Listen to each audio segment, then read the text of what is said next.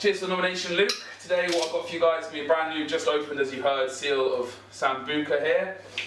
Got some Wicked as well, and it is a pint, I do believe. This is how it all begins. Okay. A nomination followed by cocktails of spirits. The game is called Neck Nominate and is thought to have originated in Australia. Now it's sweeping through Britain. I think nominate Joe, George, Chris.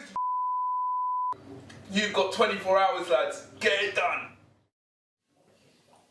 But what started for some as a game has already begun to claim lives.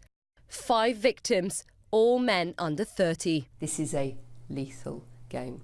The point about alcohol is that it affects your ability to recognise that you're in danger, and it absolutely affects your ability to react to danger. So we have a double whammy here.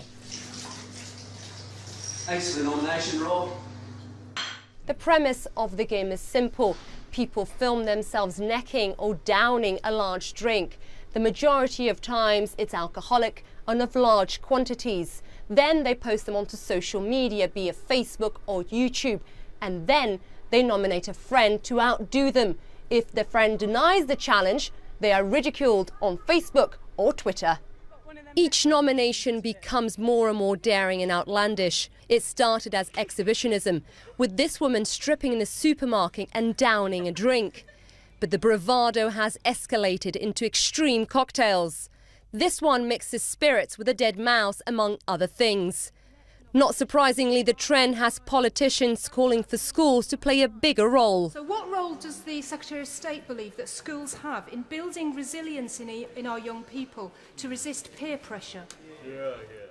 Brian Viner, whose own son has played the game, says responsibility must come from Facebook, which still today displays adverts next to videos of people taking part in the challenges. He told me his son was nominated and pressured to play the game, but drank water instead of vodka so as not to harm himself. When you found out about it, when you found out the fact that your son had done something like this, how did it make you feel? Cross with him, but more cross really with the social media involved, and the way that this game has just spread. You know, the whole thing is madness, and it needs some kind of sharp and swift action on the part of these social networks to stop it. Well, in a statement to CNN, Facebook says, "We do not tolerate content which is directly harmful, for example, bullying. But behaviour which some people might find offensive or controversial is not always necessarily against our rules.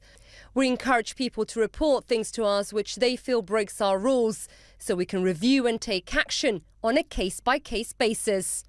But to stop this once and for all, Dr. Sarah Jarvis says Facebook must recognise its own role in the game. It's very difficult in this day of personal liberties to say that Facebook shouldn't be condoning this, it should be taking these videos offline. Personally, I'd like to see that happening because, frankly, if the thrill wasn't there because your mates weren't seeing you, I suspect it would very rapidly fizzle out. Whether it's a fleeting craze or a long-term trend, one thing is clear. This is a game where no one wins. Isa Suarez, CNN, London.